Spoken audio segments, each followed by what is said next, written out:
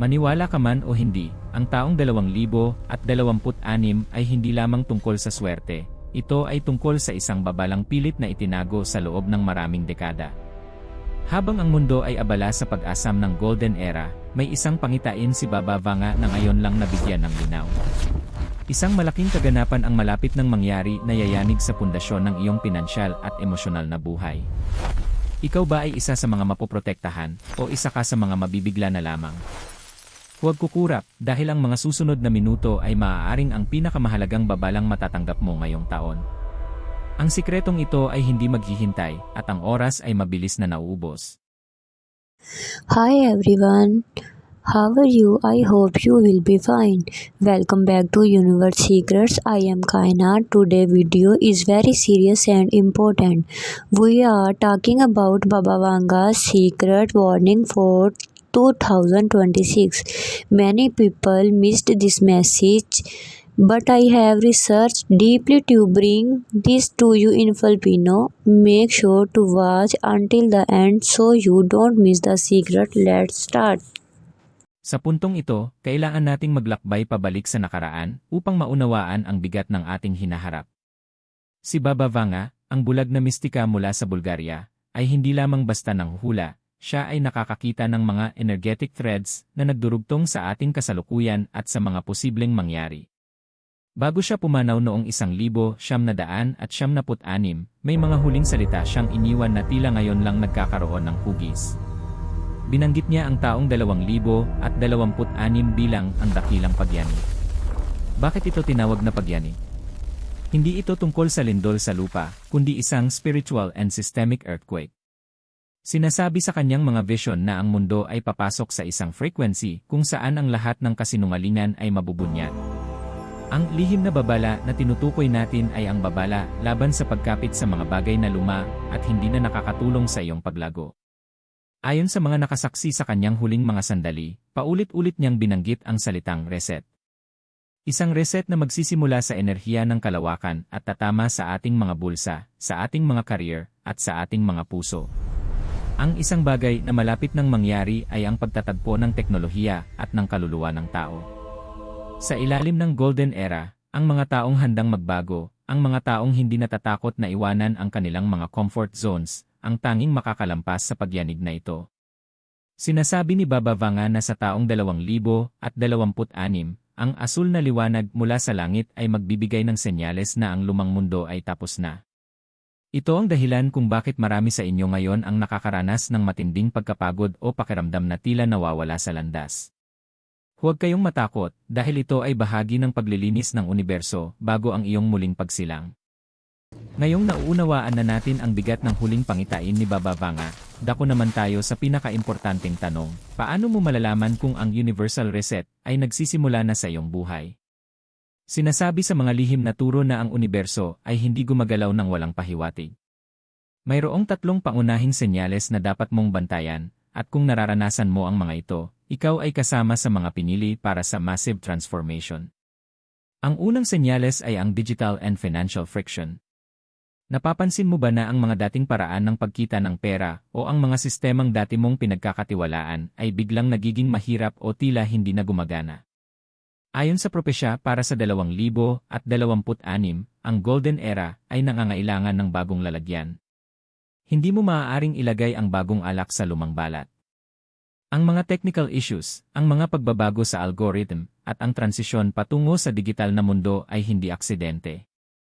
Ito ang paraan ng universo upang pilitin kang mag-adapt sa bagong frequency. Kung ikaw ay isang content creator o digital worker, ang senyales na ito ay isang tawag upang itaas ang kalidad ng iyong sining. Ang ikalawang senyales ay ang sudden isolation o ang biglaang paglayo ng mga tao. Sinasabi ni Baba Vanga na bago ang Great Alignment, ang universo ay magsasagawa ng isang vibrational cleaning. Maaaring mapansin mo na ang ilang mga kaibigan, kapamilya, o kasamahan sa trabaho ay biglang nawawala sa iyong buhay o nagkakaroon ng hindi pagkakaunawaan ng walang malalim na dahilan. Huwag kang malungkot. Ito ay dahil ang iyong enerhiya ay mabilis na umaakyat patungo sa 2026 golden frequency, at ang mga taong hindi kayang sumabay sa iyong liwanag ay kailangang dumaan sa ibang landas. Ang pag-iisa ay hindi parusa, ito ay paghahanda para sa mga bagong koneksyon na mas mataas ang antas. Ang ikatlong senyales ay ang vivid dreams and intuitive downloads. Sa ilalim ng 2026 energy shift, ang tabing sa pagitan ng ating mundo at ng spiritual na mundo ay nagiging mas manipis. Marami sa inyo ang makakaranas ng mga panaginip na tila totoo o mga biglaang ideya na dumarating sa inyo sa gitna ng katahimikan. Ito ang tinatawag na invisible connection.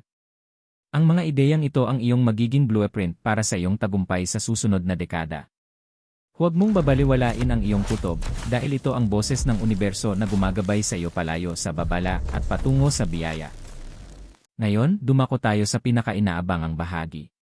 Paano nga ba tatama ang lihim na babala ni Baba Vanga sa iyong partikular na zodiac sign?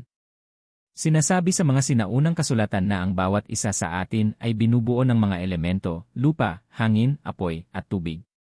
Sa pagpasok ng 2026, ang bawat elementong ito ay dadaan sa tinatawag na refiner's fire. Kung hindi mo alam kung paano mag-adjust, ang Golden Era ay maaaring maging isang panahon ng kalituhan sa halip na kasaganaan. Para sa mga Earth signs, Taurus, Virgo, Capricorn, ang babala para sa inyo ay tungkol sa rigidity o ang pagiging masyadong matigas. Kayo ang pundasyon ng mundo, ngunit sa 2026, ang pundasyong ito ay yayanigin ng universo. Kung masyado kang nakakapit sa iyong lumang paraan ng pag-ipon o sa iyong nakasanayang career, maaari kang makaranas ng financial friction. Ang mensahe ni Baba Vanga ay simple, maging parang kawayan, matatag pero marunong sumabay sa hangin. Ang inyong transformation ay magmumula sa pagtanggap sa mga bagong teknolohiya at digital platforms. Huwag matakot sa pagbabago dahil ang gintong inyong hinahanap ay nakatago sa ilalim ng lupang iniiwasan niyong hukayin. Para sa mga water signs, Scorpio, Cancer, Pisces, kayo ang pinakaapektado ng intuitive downloads na binanggit natin kanina. Ang babala para sa inyo ay ang emotional overload. Sa 2026, ang inyong pakiramdam ay magiging doble ang talas. Maaari ninyong maramdaman ang bigat ng mundo, ngunit tandaan, ang tubig na hindi gumagalaw ay nagiging marumi. Kailangan ninyong hayaang dumaloy ang inyong mga emosyon. Ang isang bagay na mangyayari sa inyo ay ang pagbukas ng inyong third eye o mas malalim na pangunawa sa mga tao sa paligid ninyo. Gamitin ang inyong kutob upang malaman kung sino ang dapat ninyong pagkatiwalaan sa negosyo at sa pag-ibig. Para sa mga fire signs, Aries, Leo, Sagittarius, ang inyong apoy ay kailangang kontrolin. Ang babala para sa inyo ay burnout. Dahil sa bilis ng enerhiya sa 2026, maaaring mabilis kayong mapagod o mawalan ng pasensya. Ang universal reset ay ituturo sa inyo ang halaga ng katahimikan. Ang inyong tagumpay ay hindi na mangyayari sa pamamagitan ng purong lakas, kundi sa pamamagitan ng strategic action. Ang apoy na marunong maghintay sa tamang pagkakataon ang siyang magbibigay ng pinakamaliwanag na liwanag sa Golden Era. Para sa mga air signs, Gemini, Libra, Aquarius, ang babala para sa inyo ay information chaos. Sa dami ng ingay sa digital na mundo, madali kayong mawala sa focus. Ang propesya ni Baba Vanga ay nagpapaalala sa inyo na bumalik sa inyong core truth. Huwag hayaang ang opinyon ng iba ang magdikta ng inyong direksyon. Sa 2026, kayo ang magiging tulay ng impormasyon, kaya siguraduhin na ang inyong boses ay malinaw at totoo. Sa puntong ito, marahil ay tinatanong mo, kung ang babala ni Baba Vanga ay totoo at ang pagyanig ay narito na, paano ko mapoprotektahan ang aking sarili at ang aking pamilya? Huwag kang mag-alala dahil sa bawat babala ng universo, laging may kaakibat na solusyon. Noong sinaunang panahon, ang mga tao ay gumagamit ng mga anting-anting, ngunit sa pagpasok ng 2026, ang iyong proteksyon ay dapat na maging holistic, pinagsamang espiritual na lakas at digital na karunungan. Ang unang hakbang sa pagbuo ng iyong digital shield ay ang paglilinis ng iyong energetic space. Napansin mo ba na ang iyong paligid ay tila nagiging magulo? Ayon sa mga lihim na turo, ang kalat sa iyong pisikal na mundo ay sumasalamin sa kalat ng iyong isipan. Upang makasabay sa Golden Era, kailangan mong magsagawa ng physical and digital decluttering. Burahin ang mga files na hindi na kailangan, i-unfollow ang mga accounts na nagbibigay sa iyo ng negatibong emosyon, at ayusin ang iyong workstation. Sa taong 2026, ang kaayusan ay katumbas ng proteksyon. Ang isang bagay na mangyayari ay ang biglaang paghina ng mga taong walang disiplina sa kanilang digital na buhay. Pangalawa, kailangan mong itayo ang iyong vibrational fortress. Sinasabi ni Baba Vanga na ang dilim ay hindi makakapasok sa isang pusong puno ng pasasalamat. Ang ritual na ibabahagi ko sa inyo ay tinatawag na The Golden Sun Visualization. Tuwing umaga, bago ka humawak ng anumang gadget, tumayo ka sa ilalim ng sikat ng araw sa loob ng 5 minuto. Isipin mo na ang kulay orange na liwanag nito ay bumabalot sa iyong buong katawan, na lumilikha ng isang teal na hangganan na walang sinumang negatibong enerhiya ang makakatawid. Ito ang iyong proteksyon laban sa burnout at information chaos na tinalakay natin sa part 3. Pangatlo, at marahil ang pinakapraktikal na payo, palakasin ang iyong technical foundation. Kung ikaw ay nagtatrabaho online o gumagamit ng social media, siguraduhin na ang iyong mga accounts ay protektado. Ang Universal Reset ay maaari ring magdala ng mga aberya sa teknolohiya. Ang pagiging handa sa mga passwords, backups, at security ay hindi lamang pag-ingat, ito ay pagsunod sa daloy ng universo upang hindi ka maantala sa iyong pag-angat. Tandaan, ang Golden Era ay para sa mga taong handa, mapagmatsyag, at may malinis na intensyon. Ang babala ni Baba Vanga ay isang paalala na ang iyong kaligtasan ay nasa iyong mga kamay, basta't marunong kang makinig sa mga cosmic updates na ibinibigay sa iyo araw-araw.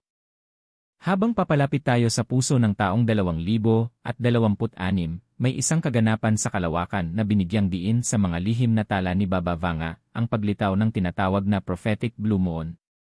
Sa mundo ng astronomiya, ang blue moon ay isang bihirang kaganapan, ngunit sa mundo ng enerhiya, ito ay itinuturing na isang cosmic portal. Sinasabi ni Baba Vanga na sa ilalim ng liwanag ng buwang ito, ang isang bagay na malapit nang mangyari ay magiging ganap na totoo, ang pagbubukas ng pintuan sa pagitan ng iyong kasalukuyang hirap at ng iyong hinaharap na Golden Era. Bakit mahalaga ang blue moon na ito? Ayon sa propesya, ang asul na liwanag na itatapon nito sa mundo ay magsisilbing activator ng iyong natutulog na potensyal. Kung ikaw ay nakaranas ng matinding pagsubok sa nakalipas na mga taon, ang gabi ng blue moon sa 2026 ang magsisilbing iyong official graduation. Ito ang sandali kung saan ang lahat ng iyong pagtitiis ay magbubunga. Ngunit mag-ingat, ang portal na ito ay bukas lamang para sa mga taong ang frequency ay nakatugma sa Golden Era. Kung ang iyong puso ay puno pa rin ng galit o inggit, ang liwanag ng buwan ay magsisilbi lamang na salamin ng iyong sariling kadiliman. Ang babala ni Baba Vanga para sa gabing ito ay ang The Temptation of the Past. Marami sa inyo ang makakaramdam ng matinding pagnanais na bumalik sa mga lumang gawi o sa mga taong nanakit sa inyo. Ito ay isang pagsubok ng universo. Ang blue moon ay nag-aatas sa iyo na tumingin lamang sa hinaharap. Sa gabing ito, iminumungkahi ko na magsagawa ka ng isang manifestation scripting. Isulat mo sa isang papel ang iyong buhay sa 2026 na tila ba nangyayari na ito. Gamitin ang kulay asul na tinta upang kumonekta sa frequency ng buwan. Ang isang bagay na malapit nang mangyari ay ang mabilis na materialisasyon ng mga salitang iyong isusulat. Tandaan, ang 2026 ay hindi lamang isang numero sa kalendaryo, ito ay isang vibrational shift. Ang blue moon ang magsisilbing huling hudyat na ang Universal Reset ay tapos na at ang pagtatayo ng iyong bagong imperyo ay dapat nang magsimula. Huwag kang kukurap dahil ang mga bituin ay nakahanay na para sa iyong pag-angat. Ang babalang ito ay hindi upang pigilan ka, kundi upang itulak ka sa tamang direksyon kung saan ang ginto, ang kapayapaan, at ang tunay na tagumpay ay naghihintay. Pag-usapan naman natin ang isang bagay na alam kong malapit sa puso ninyong lahat, ang usaping pinansyal. Alam mo, hindi aksidente na naririto ka at nakikinig sa videong ito habang ang iba ay abala sa walang kwentang bagay. Ayon kay Baba Vanga, sa pagpasok ng 2026, magkakaroon ng tinatawag na wealth migration. Ibig sabihin, ang pera ay lilipat mula sa mga taong makasarili at mapang-api patungo sa mga taong may malinis na layunin at bukas na isipan. Marahil ay nararamdaman mo na ngayon na tila hindi sapat ang iyong kinikita, o kaya naman ay pagod na pagod ka na sa iyong kasalukuyang trabaho. Kaibigan, ang babala rito ay huwag kang matakot na bitawan ang sigurado para sa dakila.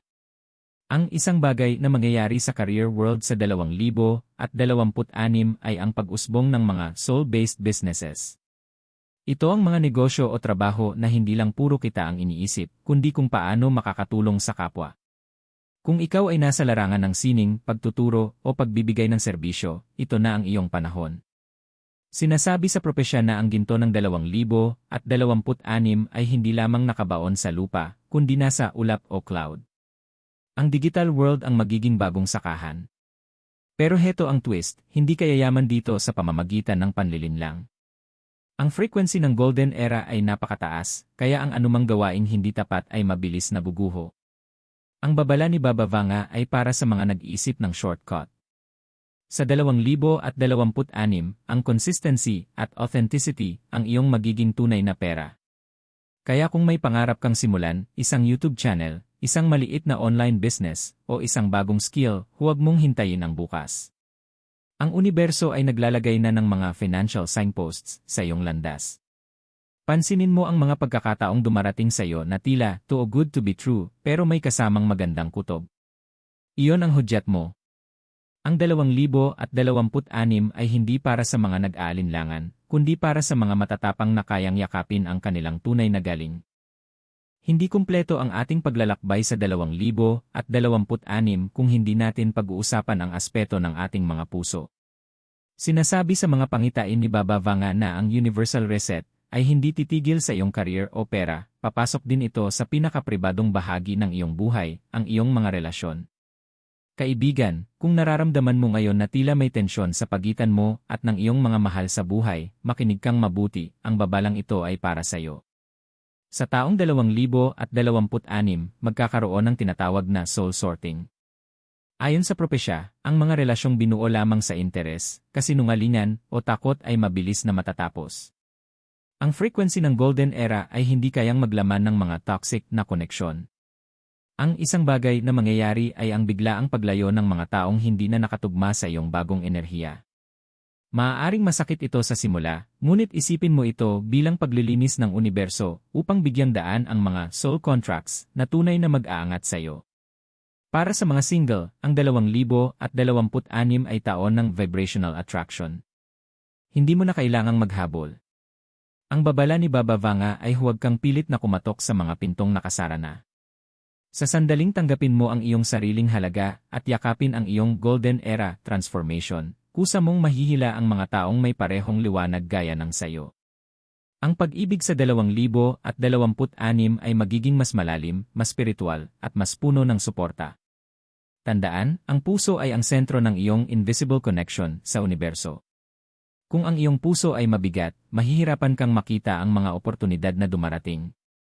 Ang 2026 ay nag-aanyaya sa iyo na magpatawad, hindi dahil karapat-dapat sila, kundi dahil karapat-dapat ka sa kapayapaan. Ang babalang ito ay isang paalala, ang pag-ibig na totoo ay hindi nagpapabigat, kundi nagpapalaya. Handa ka na bang bitawan ang mga luma upang yakapin ang pag-ibig na itinalaga para sa iyong bagong yugto? Habang tinatahak natin ang landas patungo sa golden era, may isang aspeto na madalas nating makalimutan, ang ating pisikal na katawan. Sinasabi sa mga lihim na turo ni Baba Vanga na ang iyong katawan ay ang sasakyan ng iyong kaluluwa sa pagpasok sa 2026.